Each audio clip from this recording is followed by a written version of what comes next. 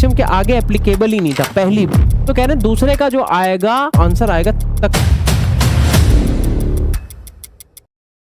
Hello everyone, welcome back to the channel. My name is Himanshu Agnihotri. आज हम लोग पढ़ेंगे क्लासिफिकेशन ऑफ एलिमेंट का लेक्चर नंबर 2। यार देखो, लास्ट जो हमारा लेक्चर था उसमें मैंने आपको एक्चुअल में जो पूरी पीरियोडिक टेबल पढ़ाई थी वो मॉडर्न पीरियोडिक टेबल है। अब मॉडर्न पीरियोडिक टेबल तो बाद में आई है ना। पहले क्या है, पहले तो भैया स्टार्टिंग में कोई साइंटिस्ट आए होंगे, उन्होंने बताया कि एलिमेंट ऐसे ऐसे रखो। फिर दूसरे साइंटिस्ट आए होंगे, मैंने आपको कल बताया भी था कौन कौन से थे वो साइंटिस्ट। तो मैंने आपको पहले पीरियोडिक टेबल पढ़ा दी, समझा दी, रटवा दी। वो इसलिए क्योंकि देखो यार, पता तो हमें है ही ना कि पीरियोडिक टेबल हमारी वही है। तो मैंने आपको इसीलिए याद करा दिया ताकि आपको ये सब चीजें ना अब सामने लिखा मैं एक्सप्लेन करूंगा, फटाफट आपको समझ में आ जाएगा कि हाँ भाई स्टार्टिंग में लोगों ने क्या क्या करा और बाद में एक्चुअल में जाके क्या था, कैसे हमारी पीरियोडिक टेबल का फॉर्मेशन हुआ। तो आज हम वो वाले लॉज पढ़ेंगे जो साइंटिस्ट लोगों ने स्टार्टिंग में दिए बट वो सही नहीं थे। कहने का मतलब, जब पीरियोडिक टेबल बनाई जा रही थी तो अलग अलग साइंटिस्ट आए और उन्होंने कहा कि एलिमेंट को ऐसे रखो तब इनकी प्रॉपर्टी करेंगे। अगर आपसे पूछा जाए कि पीरियोडिक टेबल की जरूरत ही क्या पड़ी, क्यों पढ़ रहे हैं हम लोग पीरियोडिक टेबल, तो भैया सीधा सा सिंपल सा उसका मीनिंग क्या निकलता है। यार देखो, अगर हमें ग्रुप में स्टडी करनी है तो ज्यादा आसान नहीं हो जाएगी। कल भी मैंने बोला था, अभी अगर इसी क्लास में मैं 9th के 10th के 11th के 12th के ड्रॉपर के जेई के नीट के सारे बच्चे बैठा के पढ़ा लूं, is that possible? Answer is नहीं भैया, ऐसे कैसे हो जाएगा। 11th के चैप्टर अलग है, 12th वाले नहीं पढ़ना चाहते 11th, 9th क्लास में 11th कहां से आ जाएगा। तो कहने का मतलब है कि अगर मैं यहाँ पे 11th का चैप्टर पढ़ा रहा हूं तो मुझे 11th के बच्चे चाहिए, लेकिन 11th के सारे बच्चों को मैं एक साथ पढ़ा सकता हूं। रीजन बीइंग क्योंकि उन सबका यही चैप्टर है, सबकी प्रॉपर्टी सेम है। तो इसीलिए पीरियोडिक टेबल बनाई जा रही थी कि एलिमेंट को अलग अलग ना पढ़ के यार उनके ग्रुप बना लिए जाए, पीरियड बना लिए जाए, ताकि उनकी ग्रुप में स्टडी हो पाए। अगर ग्रुप में स्टडी हो पाएगी तो क्या होगा, एक मैंने बोला कि इसका ऑक्सीडेशन नंबर ये है, तो बचे हुए जितने एलिमेंट उस ग्रुप में सबका ऑक्सीडेशन नंबर क्या होगा, वही होगा। तो इसीलिए पीरियोडिक टेबल बनाई जा रही थी। अब जैसा कि हम लोगों ने कल बताया था, फिर से एक बार डिस्कशन कर लेते हैं कि भैया देखो, जब सबसे पहला जो क्लासिफिकेशन था एलिमेंट्स का वो करा था लेवाइजर ने, है ना।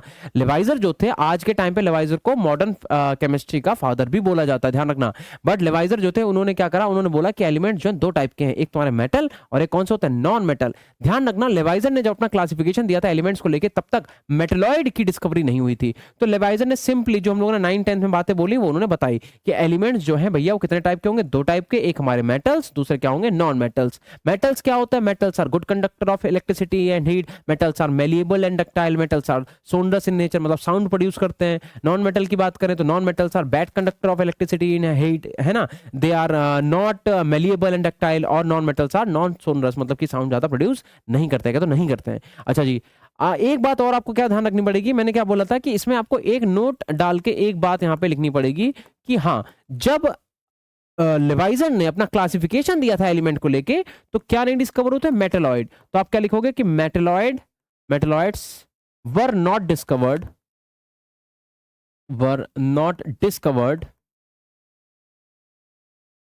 At that time. आपको यह बात ध्यान में रखनी होगी कि जब लेवाइजर ने अपना क्लासिफिकेशन दिया था तब तक जो हमारे मेटलॉइड थे उनकी डिस्कवरी नहीं हुई थी, तभी इनके क्लासिफिकेशन में सिर्फ मेटल है और नॉन मेटल है। इसका एक बार स्क्रीनशॉट लीजिए फटाफट। चलो भाई, हो गया स्क्रीनशॉट। अब मैं क्या कह रहा हूं, देखो ऐसा है कि जो भी बातें आप पढ़ रहे हो ये एक एवरेज स्टडी है। ध्यान रखना, आपने अभी शायद वर्ड आई डोंट नो सुना है कि नहीं सुना है। एक आपने सुना होगा माइक्रोस्कोपिक, या एक आपने सुना होगा मैक्रोस्कोपिक। तो मैक्रोस्कोपिक में और माइक्रोस्कोपिक में डिफरेंस क्या होता है मैं बताता हूं, जस्ट फॉर दिस लाइन। ये लाइन मुझे थोड़ा सा समझानी है आपको। देखो यार, ऐसा है, मैक्रोस्कोपिक का मतलब होता है average study of all the molecules present in any substance. कोई सब्सटेंस है, ठीक है, उसमें जितने भी मॉलिक्यूल है उनका जो एवरेज बिहेवियर है उसे अगर आप रीड कर रहे हो, उसकी आप स्टडी कर रहे हो, तो उसे हम लोग बोलते हैं मैक्रोस्कोपिक, MACRO, मैक्रोस्कोपिक। अगर उस सब्सटेंस के किसी एक पार्टिकल की आप इंडिविजुअल प्रॉपर्टी पढ़ रहे हो तो उसे बोलते हैं माइक्रोस्कोपिक। क्या मेरी बात समझ में आ गई? क्या मेरी बात समझ में आ गई? किसी भी एक पार्टिकल की इंडिविजुअल अगर आप स्टडी कर रहे हो तो उसे हम लोग क्या बोलते हैं, माइक्रोस्कोपिक पार्टिकल। और पता ही होगा 10⁻⁶ के बराबर के जो भी पार्टिकल उन्हें क्या बोलते हैं हम लोग, माइक्रोस्कोपिक पार्टिकल। अच्छा, मैं क्या कहना चाह रहा हूं, मैं ये कहना चाह रहा हूं, जैसे यहाँ पे ये लिखा हुआ है, मैंने क्यों बताया ये, मैंने इसलिए बताया कि जैसे आपने अभी यहाँ पे लिखा हुआ metals are good conductor of electricity and heat. अच्छा, मुझे एक बात बताओ, को याद होगा पहले क्या था कि अगर मैं आपसे पूछूं कौन सा ऐसा मेटल है जो बेस्ट कंडक्टर है इलेक्ट्रिसिटी का, तो आप कहोगे सर क्या बात है, सिल्वर, है ना। सिल्वर क्या, आज की डेट में silver is the best conductor of electricity. मैं आपको बताता हूँ कि लिथियम जो है, लिथियम एक्चुअल में, lithium is the lightest element, है ना। लिथियम क्या है, लाइटेस्ट मतलब सबसे हल्का एलिमेंट है पीरियोडिक टेबल का, या कह दो मेटल है, सबसे हल्का मेटल है। अब लिथियम जो है वो सबसे हल्का मेटल है, उसके बाद भी जो हम लोग ये मोबाइल फोन्स यूज करते हैं, इन मोबाइल फोन की जो बैटरी अब आती है वो कौन सी आती है, लिथियम आयन बैटरी आती है। तो मेरा आपसे पूछना है ऐसा क्यों, है ना। तो ऐसा इसलिए, देखो लिथियम अगर लाइटेस्ट मेटल है, इसका मतलब क्या हुआ, लाइटेस्ट मेटल का मतलब उससे आप इलेक्ट्रिसिटी ज्यादा फ्लो कराओगे तो जल जाएगा, जल जाना चाहिए। तो फिर वो बेस्ट कंडक्टर कैसे हो सकता है। और हमारे मोबाइल फोन में लिथियम आयन बैटरी क्यों यूज करी जा रही है। तो मेरी बात सुनो बेटा, देखो लिथियम का अगर हम मैक्रोस्कोपिक पार्टिकल पे देखें तो वो कोई बहुत बढ़िया कंडक्टर नहीं है, लेकिन जब माइक्रोस्कोपिक लेवल पे देखा गया इंडिविजुअल पार्टिकल, देखो एक बात बताओ, जैसे मान लो एक बैच है, एक मैं कह रहा हूँ B1 बैच है, तो B1 बैच में मान लो एक B1 बैच, एक B2 बैच, एक B3 बैच है। तो B1 बैच में जब टेस्ट लिया जा रहा है तो B1 बैच का एवरेज रिजल्ट सबसे अच्छा आ रहा है। फॉर एग्जांपल B2 बैच का एवरेज रिजल्ट B1 वाले से कम आ रहा है, B3 का सबसे बेकार आ रहा है, मतलब रिजल्ट अच्छा नहीं आ रहा है। बट ये एवरेज रिजल्ट है। एवरेज रिजल्ट का मतलब क्या हुआ, जैसे मान लो मैं कह रहा हूँ कि B1 में क्या है कि अगर टोटल 30 बच्चे हैं, उनमें से 20 बच्चों के मान लो अगर मान लो नीट की बात कर ले तो 720 में से वो लोग लेके आ रहे हैं 600 नंबर। कितने बच्चे, 20 बच्चे। B2 में क्या हो रहा है, मुश्किल से 15 बच्चे ला रहे हैं। B3 में क्या, मुश्किल से 10 बच्चे ला रहे हैं। तो एवरेज रिजल्ट अगर आप देखो तो किसका अच्छा है भैया, B1 का अच्छा है। बट मैंने बोला 30 में से कितने बच्चे, 20 ही बच्चे ला रहे हैं। क्या पता जो बचे हुए 10 बच्चे उनमें से 2-4 बच्चे ऐसे भी जो पास भी ना हो रहे हो। तो अगर आप एक एक बच्चे की स्टडी करोगे तो माइक्रोस्कोपिक मतलब माइक्रोस्कोपिक लेवल पे उनका बिहेवियर अलग है। अगर आप इंडिविजुअल देखो बच्चों को तो उनका बिहेवियर अलग है।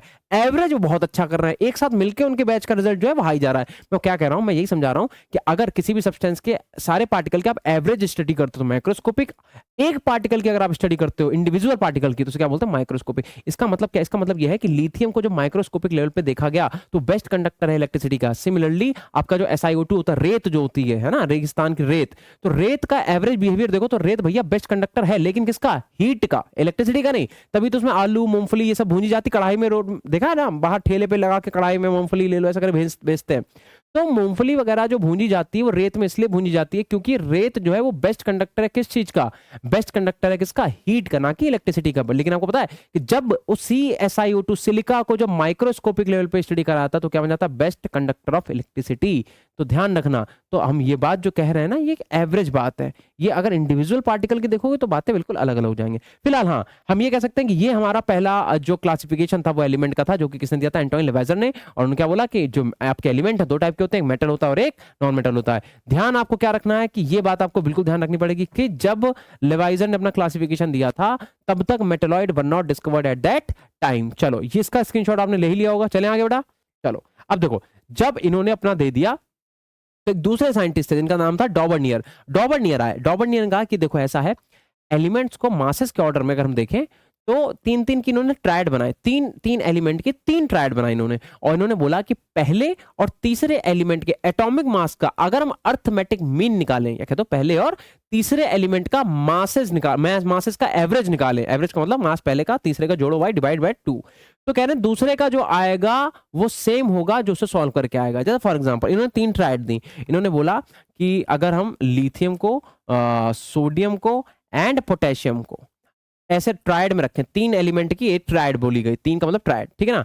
अच्छा लिथियम का मास आपको पता है कितना होता है बेटा, कितना होता है 7, ठीक है। पोटेशियम का मास आपको पता है कितना होता है 39, सोडियम का मास आपको पता है लेकिन मैं लिखूंगा नहीं। अच्छा तो इन्होंने बोला कि अगर अगर क्या करें, इनका मीन निकालें। अर्थमेटिक मीन का मतलब है कि पहले वाले का मास 7 प्लस तीसरे वाले का मास यानी कि 3, और इसका एवरेज का मतलब दोनों को जोड़ के क्या करो 2 से डिवाइड कर दो, तो जो आपका आंसर आएगा वही मास होगा, वही मास होगा किसका, दूसरे वाले एलिमेंट का, यानी कि इसका कितना मास आ जाएगा 23। और ये बात बिल्कुल सही निकल आई, इन्होंने जो अपनी फर्स्ट ट्रायड दी बिल्कुल एकदम क्या निकल गई, सही निकल आए। तो इन्होंने बोला कि अगर मैंने ट्रायड में स्टडी करे तो कोई दिक्कत ही नहीं। ट्रायड का मतलब क्या है, ग्रुप है, कि मतलब जो लिथियम की प्रॉपर्टी है वही सोडियम की है, सिमिलरली एक ही जैसी प्रॉपर्टी शो कर रहे हैं वो। अच्छा तो ये बात इनकी सही हो गई कि हाँ भाई ठीक है। अच्छा लेकिन हुआ क्या कि जब सिमिलर, इसे थोड़ा मैं पास में लिख दिया ना, बहुत ज्यादा दूर लिख दिया मैंने, कि जब हम लोगों ने क्या करा 7 प्लस क्या करा 39 को जोड़ के 2 से डिवाइड करा, कितना आ गया 23। अच्छा दूसरी ट्रायड देखो जरा इनकी, दूसरी ट्रायड इनकी क्या थी, सेकेंड ट्रायड जो इनकी थी वो थी कैल्शियम, स्ट्रोंशियम और बेरियम, ठीक है। अब आपको पता है इन्होंने बोला कि अगर हम पहले और तीसरे एलिमेंट के मास को जोड़ के 2 से डिवाइड कर दें, यानी कि पहले और तीसरे मास का अगर एवरेज निकालें तो वो दूसरे वाले मास के बराबर आएगा, ठीक है। तो भैया देखो कैल्शियम का जो मास होता है वो कितना होता है बेटा, वो होता है 40, ठीक। मैं यहाँ पे लिख देता हूँ, है ना। कैल्शियम का मास कितना होता है 40, बेरियम का मास होता है 137, 0.1 होता है, बट चलो हम 137 ही लेके चलेंगे कि 137। अच्छा, तो इनका जब एवरेज निकालोगे तो क्या होना चाहिए 40 प्लस का 137 डिवाइडेड बाय बेटा कितना आ जाएगा 2। जब आप इसे सॉल्व करोगे तो आपका जो आंसर आएगा तकरीबन 87.6 के आसपास आएगा, जबकि जो स्ट्रोंशियम होता है उसका मास होता है बेटा 87। अब अगर आप ध्यान से देखो तो इन्होंने बोला था कि पहले और तीसरे एलिमेंट का मासेस का अगर आप मीन निकालोगे तो जो आंसर आएगा वही आपका आंसर होगा किसका, सेकंड वाले एलिमेंट का मास का। लेकिन अगर देखी जाए तो ये बात तो गलत होती दिख रही है। क्यों? क्योंकि भैया इसका तो आ रहा है 87, इनका कितना आ रहा है 87.6, तो 0.6 का डिफरेंस आता है। तो ये बड़े स्मार्ट थे, इन्होंने क्या करा, इन्होंने जो अपनी डेफिनेशन दी उसमें वर्ड यूज करा अप्रोक्सीमेटली। देखो जरा पढ़ो, क्या कह रहा है कि he arranged similar elements in a group of 3 elements called triads and the atomic mass of the middle element of the triad is approximately, ये देखो बेटा क्या is approximately the arithmetic mean of the other two, यानी कि पहले वाले और तीसरे वाले का जो मासेस था वो अप्रोक्सीमेटली बराबर आएगा। तो भैया ठीक है यार, अगर 87 को देखें 87 को 87.6 को, तो approximately we can say that कि हाँ भैया सही है, ठीक है ना, अप्रोक्सीमेटली तो बराबर ही है यार, क्या फर्क पड़ता है। तो लोगों ने मान लिया। अच्छा, तो इनसे कहा गया कि तीसरी ट्राइड के बारे में बताओ। अब तीसरी ट्राइड की अगर हम बात करें, ठीक है, तो देखो अपने पास कौन सी, क्लोरीन, फिर उसके बाद ब्रोमीन एंड क्या अपने पास आयोडीन। तो ये इनकी थर्ड ट्राइड थी। अगर आप इन तीनों ट्राइड को याद रखोगे तो बहुत अच्छी बात है बेटा, थर्ड ट्राइड। अब थर्ड ट्राइड में भी यही होना चाहिए था। तो अगर हम देखें तो क्लोरीन जो है उसका मास कितना होता है बेटा, इसका मास होता है 35.5। अच्छा, आयोडीन का मास होता है 127। तो अगेन अकॉर्डिंग टू अस क्या होगा भैया, इसे और इसे जोड़ के 2 से डिवाइड करो। तो हमने बोला ठीक है भैया 35.5 प्लस का 127 डिवाइडेड बाय 2। इसे आप जब जोड़ोगे तो आपका आंसर आएगा 81.25। कितना आएगा 81.25, ठीक है ना। 35.5 प्लस 127 डिवाइड बाय 2 करो, कितना आ जाएगा 81.25। जबकि ब्रोमीन का जो मास होता है बेटा वो सिर्फ 80 होता है, 80 होता है। अब देखो इस वाली ट्राइड में जो डिफरेंस आया था 0.6 का आया था, इस वाली ट्राइड में जो डिफरेंस आया वो 1.25 का आया है। तो यार देखो यार 80 और 81.25 ये दोनों वैल्यू बराबर नहीं है बिल्कुल भी, है ना। एक बार को इसे तो हम अप्रोक्सीमेटली इक्वल मान सकते थे कि चलो यार ठीक है 5 से थोड़ा सा बड़ा है, 87.6 में बहुत मेजर डिफरेंस नहीं है।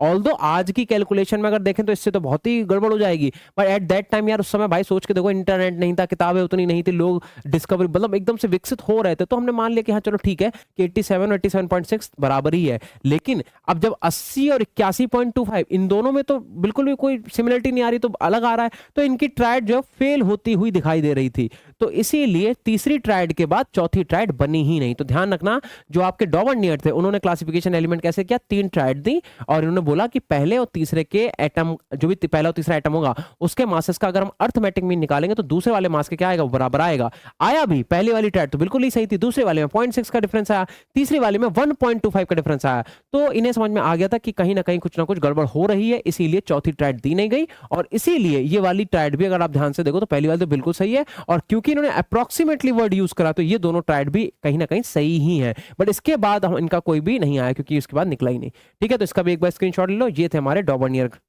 और इन्होंने क्या करा, क्लासिफिकेशन दिया किसका, एलिमेंट्स का। चलें आगे, चलो आगे न्यूलैंड भाई साहब की बात कर लेते हैं। यार देखो पहले तो एक काम करो, इसे इसका स्क्रीनशॉट ले लो एक बार, है ना, क्योंकि मैं इसे थोड़ा छोटा कर दूंगा। स्क्रीनशॉट ले लो, मैं समझा देता हूँ।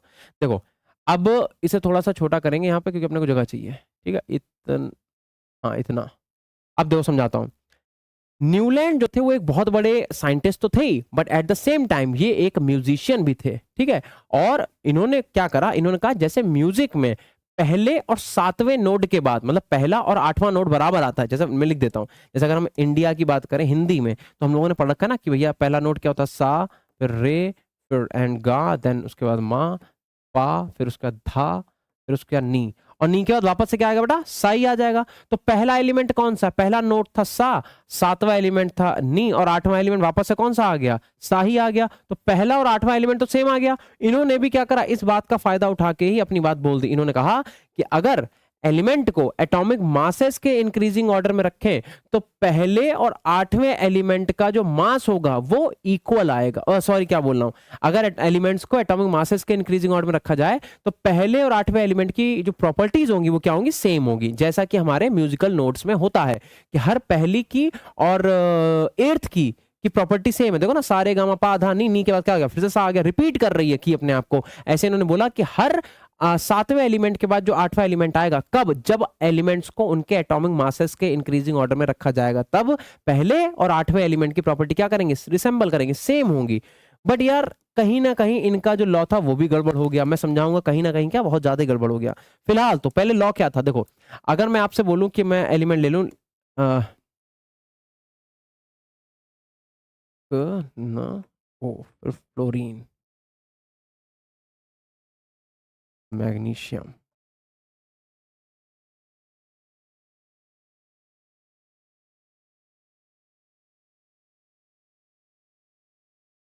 गड़बड़ कर दिया क्या मैंने?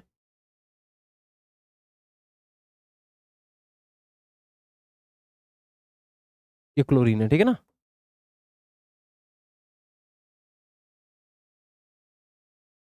अब जरा बहुत ध्यान से देखना आप, पहले तो मासेस की बात कर लें। या देखो लिथियम का मास होता है 7, बेरिलियम का मास कितना होता है 10, नहीं बेरिलियम का होता है 8 होगा यार, पता नहीं 8 ही होता होगा शायद, हाँ।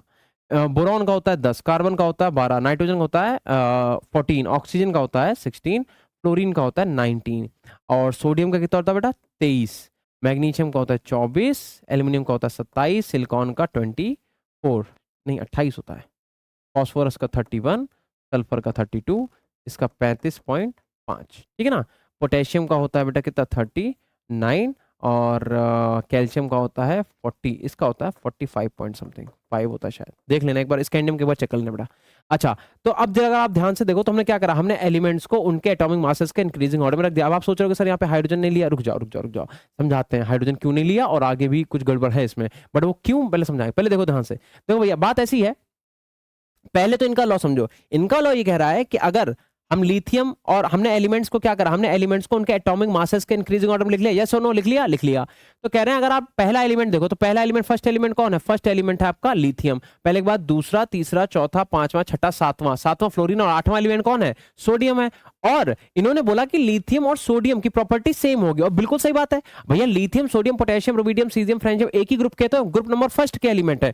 तो कहीं ना कहीं इन्होंने जो बात बोली बिल्कुल सही बोली कि अगर हम लोग एलिमेंट को एटॉमिक मासेस के इंक्रीजिंग ऑर्डर में रखेंगे तो पहले और आठवें एलिमेंट की प्रॉपर्टी क्या होगी, सेम होगी। ये पहला ग्रुप है, अगर आपको दिख रहा हो, ये कौन सा ग्रुप है, ये है आपका ग्रुप नंबर फर्स्ट, और ये बात बिल्कुल सही निकली। ऐसे ही अगर आप बेरिलियम को देखो, अगर बेरिलियम को पहला एलिमेंट मान ले, तो पहले के बाद दूसरा, तीसरा, चौथा, पांचवा, छठा, सातवां, आठवां एलिमेंट कौन सा होगा, मैग्नीशियम। और अगर आपको ध्यान हो तो बेटा बेरिलियम, मैग्नीशियम, कैल्शियम ये एक ही ग्रुप में आता है। ये कौन सा ग्रुप है, ये है आपका ग्रुप नंबर सेकंड। तो ये बात भी बिल्कुल सही है, ये फर्स्ट ग्रुप है और ये कौन सा ग्रुप है बेटा, ग्रुप नंबर सेकंड। आई बात समझ में? तो ये हो गया हमारे पास ग्रुप नंबर फर्स्ट, ये हो गया ग्रुप नंबर सेकंड, ठीक है। तो इनकी बात कहीं ना कहीं सही होती दिखाई दे रही है, ठीक है, कि इन्होंने क्या बोला कि पहले एलिमेंट को और आठवें एलिमेंट को अगर आप चेक करोगे तो प्रॉपर्टी क्या होंगी, सेम होंगी, सेम निकलनी भी। लेकिन यार अगर आप तीसरा ग्रुप देखो ये वाला, तो बोरॉन और एल्युमिनियम ये तो सेम ग्रुप के हैं, ग्रुप नंबर 13, और अगर इनका ब्लॉक चेक करोगे तो पी ब्लॉक के एलिमेंट है, ये भी बात बिल्कुल सही है। लेकिन बेटा स्कैंडियम जो है वो आपका डी ब्लॉक का एलिमेंट है।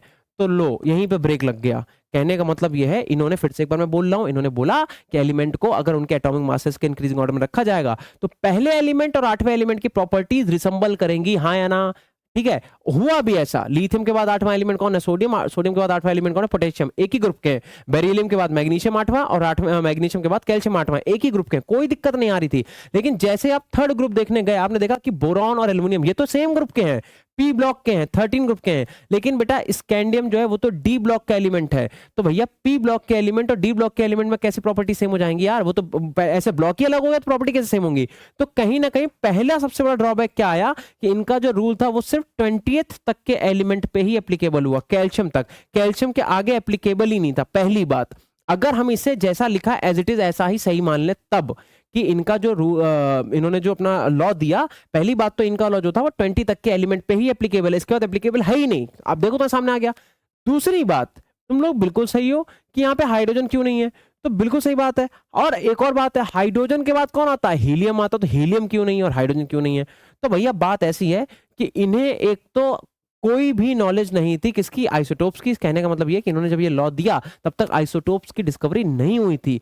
एट द सेम टाइम इन्होंने जब ये लॉ दिया तब तक नोबल गैसेस की डिस्कवरी भी नहीं होती, क्योंकि अगर नोबल गैसेस की डिस्कवरी होती तो बेटा एक बात बताओ, फ्लोरीन के बाद कौन आता है? नियॉन, और क्लोरीन के बाद कौन आता है? आर्गन, और इससे ऊपर कौन आता है? हीलियम। तो कहने का मतलब है ये क्या है? Noble gases. अच्छा, अब अगर हम लिथियम को पहला एलिमेंट बोले तो पहले के बाद दूसरा, तीसरा, चौथा, पांचवा, छठा, सातवां, फ्लोरीन के बाद कौन आता है? नियॉन आता ना। तो आठवां एलिमेंट कौन होता? नियॉन होता बेटा। अगर नोबल गैसेस डिस्कवर हुई होती उस टाइम पे तो आठवां एलिमेंट कौन आता? नियॉन। और पहला एलिमेंट कौन आता? लिथियम। अब लिथियम में और नियॉन में कोई भी प्रॉपर्टी सेम नहीं है। नियॉन एक मोनोएटॉमिक गैस है, जबकि लिथियम आपका मेटल है। क्या यार मजाक चल रहा है क्या? मेरी बात समझ में आ रही है? तो अगर नोबल गैसेस की डिस्कवरी हुई होती तो हमें ये बात पता चल जाता कि इनका लॉ क्या है, बिल्कुल ही गलत है। क्यों? क्योंकि फिर पहले और आठवें एलिमेंट की प्रॉपर्टी कोई भी सेम नहीं आती, ठीक है ना। अच्छा, तो मैं यहां पे लिख देता हूं कि क्या ये क्यों लिखा मैंने, क्योंकि noble gases were not discovered at that time, at that time. जो नोबल गैसेस थी उनकी डिस्कवरी तब तक नहीं हुई थी, ये बात आपको ध्यान रखनी पड़ेगी, ठीक है। अच्छा, और मैं क्या कह रहा हूं, और हाँ एक और बात है, यहाँ पे हाइड्रोजन क्यों नहीं है? देखो यार, अगर आइसोटोप्स पता होते तो पहला आइसोटोप क्या है? 1H1 हाइड्रोजन का, दूसरा भी आइसोटोप किसका? हाइड्रोजन का ही है, तीसरा आइसोटोप भी किसका है बेटा? हाइड्रोजन का ही है। इसे बोलते हैं हम लोग प्रोटॉन, इसे बोलते हैं ड्यूटेरियम, से क्या बोलते हैं? ट्राइटियम। तो अगर आइसोटोप्स डिस्कवर हुए तो उस टाइम पे तो बेटा पहला एलिमेंट भी हाइड्रोजन ही आता, मासेस के इंक्रीजिंग ऑर्डर में। तो पहला मास किसका है? हाइड्रोजन का। दूसरा मास किसका है? ड्यूटेरियम का। तीसरा मास किसका है? ट्राइटियम का। तब कहीं लिथियम आता, चौथे नंबर पे लिथियम आता। तो भैया अगर आइसोटोप्स की डिस्कवरी हुई होती तब भी ये लॉ गलत था। तो हम एक बात और यहां पे लिखेंगे कि जो हमारे आइसोटोप्स थे, आइसोटोप्स ये भी डिस्कवर नहीं हुए थे, यानी कि isotopes were not discovered at that time, that time.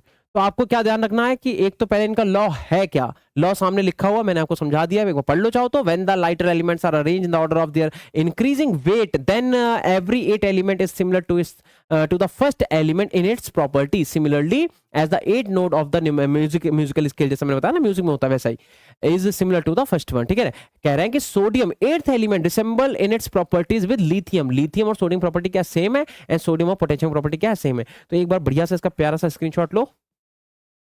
चलो भाई, तो ठीक है ना। तो ये बात ध्यान रखना आप कि कहां पे क्या क्या चीज हमसे बोली जा रही है। तो पहले तो लॉ क्या था, लॉ तुम्हें पता चल गया है। ड्रॉबैक क्या थे? ड्रॉबैक ये थे कि एक तो आइसोटोप्स डिस्कवर नहीं हुए थे, दूसरे अगर आइसोटोप्स को और नोबल गैसेस को हम साइड में भी हटा दें तब भी ये लॉ 20th एलिमेंट के बाद लग ही नहीं रहा था।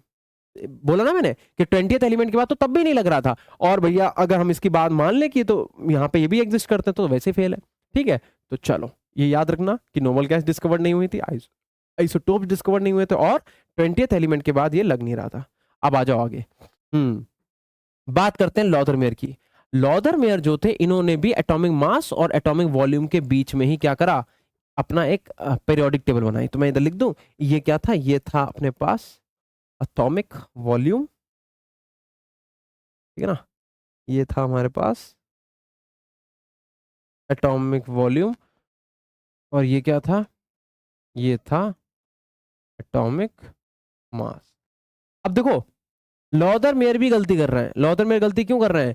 क्योंकि लॉदर मेयर ने भी जो आपको लॉ दिया या जो पीरियोडिक टेबल जो ग्राफ इन्होंने बनाया वो भी बेटा एटॉमिक मासेस के इंक्रीजिंग ऑर्डर में था। और जब तक एटॉमिक मासेस के इंक्रीजिंग ऑर्डर में रहेगा तब तक सारी जो पीरियोडिक टेबल है गलती बनती रहेंगी। लॉ में समझा देता हूँ क्या था। इन्होंने एक ऐसा थोड़ा सा कॉम्प्लेक्स सा ग्राफ बनाया, देखना बहुत ध्यान से,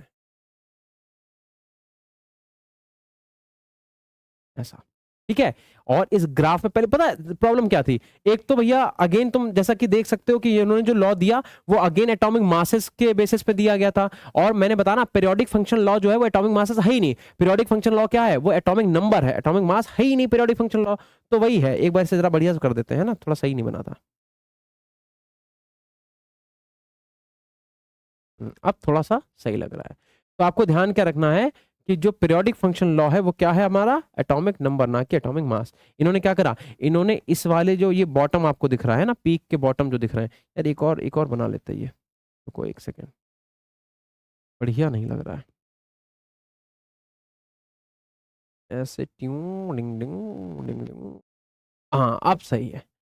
तो इन्होंने करा क्या, इन्होंने एक तो यहाँ पे बॉटम पे किसे रखा? बॉटम पे इन्होंने रखा ट्रांजिशन एलिमेंट को। किसे रखा?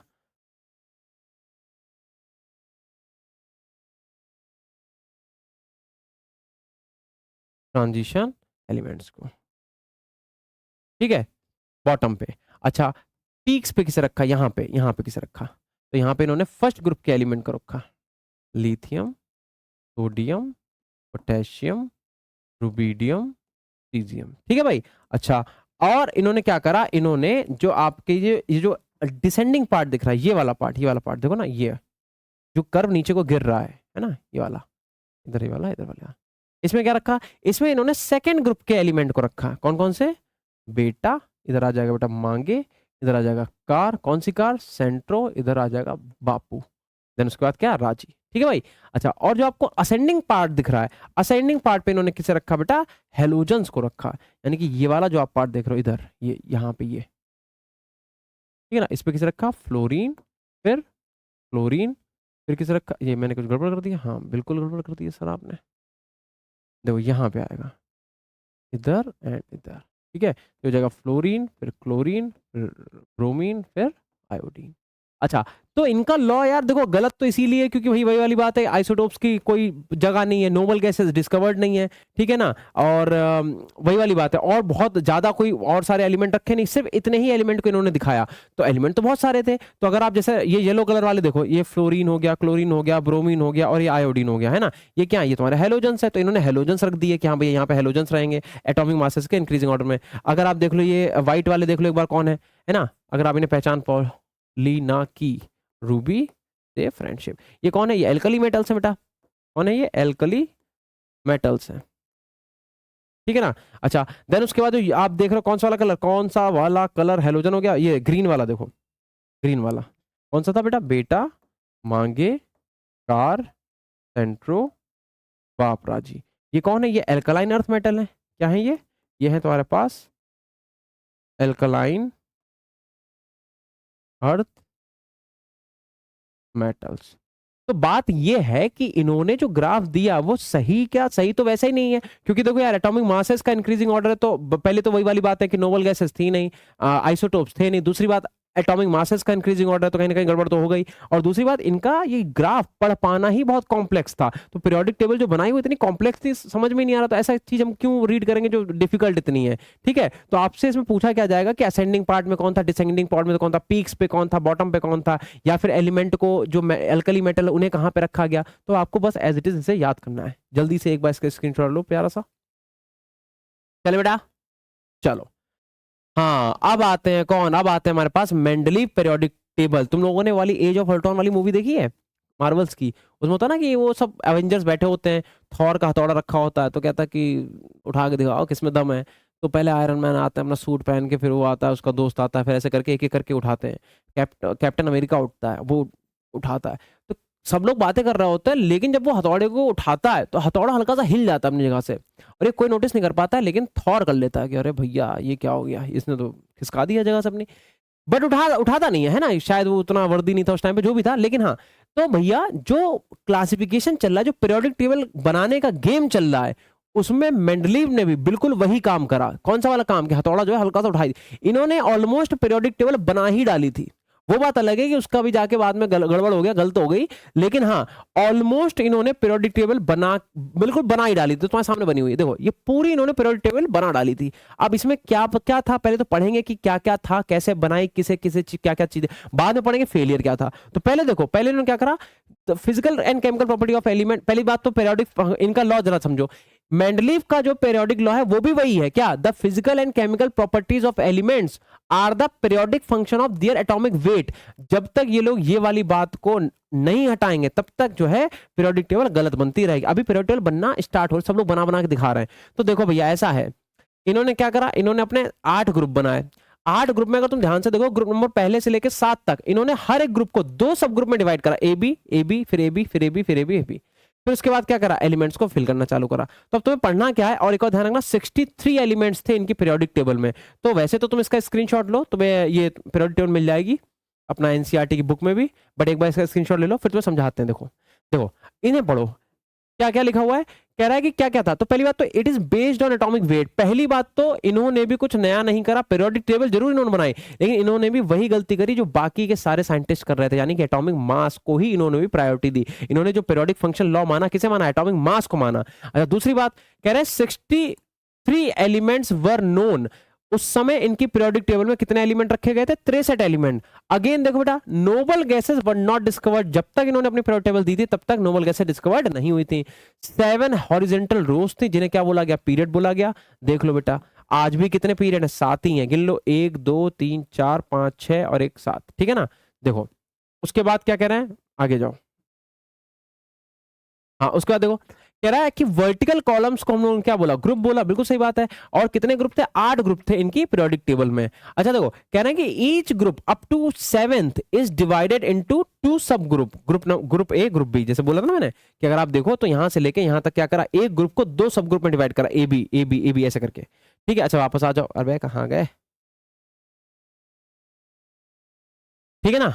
कि इन्होंने क्या करा, जो 7वें ग्रुप तक के जितने भी ग्रुप थे उन्हें क्या करा, 2 सब ग्रुप में डिवाइड कर दिया, group number A group number B. अच्छा उसके आगे देखो कह रहा है कि जो सब ग्रुप ए था, सब ग्रुप ए एलिमेंट को हम लोगों ने क्या बोला, नॉर्मल एलिमेंट्स बोला। और जो सब ग्रुप बी था हमारा, उस एलिमेंट्स को हम लोगों ने क्या बोला, उस हम लोगों ने बोला उसे हम लोगों ने ट्रांजिशन एलिमेंट। मतलब सब ग्रुप ए सब ग्रुप बी हम लोगों ने बोला ना, तो सब ग्रुप ए जो रहा वहां पे नॉर्मल एलिमेंट जो तुम्हारे एस ब्लॉक के पी ब्लॉक के होंगे। और जो सब ग्रुप बी था, है ना, इधर देखो यहाँ पे एक तरफ क्या है, एक तरफ ए है, एक तरफ तुम्हारे पास बी है। तो सब ग्रुप ए और बी में क्या था, इन्होंने कहा सब ग्रुप जो ए है उसे हम लोगों ने नॉर्मल एलिमेंट बोला, बी को हम लोग क्या बोला, ट्रांजिशन एलिमेंट। अच्छा कह रहे हैं the elements belonging to the same group exhibit similar properties. अब जो सेम ग्रुप में रखे गए हो, सेम ग्रुप का मतलब क्या है कि उनकी प्रॉपर्टी क्या होगी, सेम होगी। ये इनका पीरियोडिक टेबल था, तो तुम्हें भी ये पॉइंट्स को एज इट इज याद कर लेना है। अब देखो कुछ एडवांटेज थे, कुछ फेलियर थे। एडवांटेज क्या हुए, एक तो स्टडी ऑफ एलिमेंट थोड़ा इजी हो गई, क्योंकि जब ग्रुप बना दिए गए तो उससे बेटर है कि हम एक एक प्रॉपर्टी, एक एक एलिमेंट की अलग अलग प्रॉपर्टी पढ़ रहे हैं तो हम साथ में ग्रुप में पढ़ लेंगे।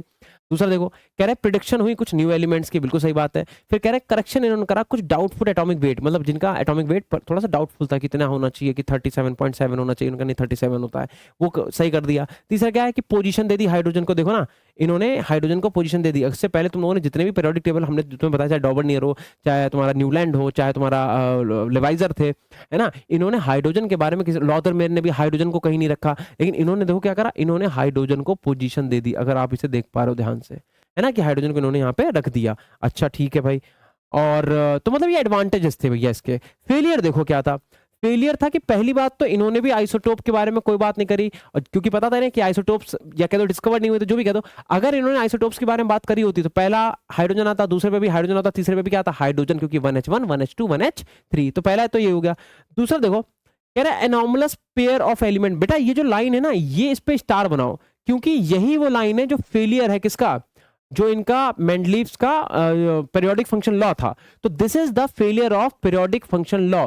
क्यों, देखो यार ऐसा है, आर्गन के बाद पोटेशियम आता है ना, इन्होंने आर्गन के बाद पोटेशियम को रखा, जबकि पोटेशियम का मास था 39.1 और आर्गन का है 39.9।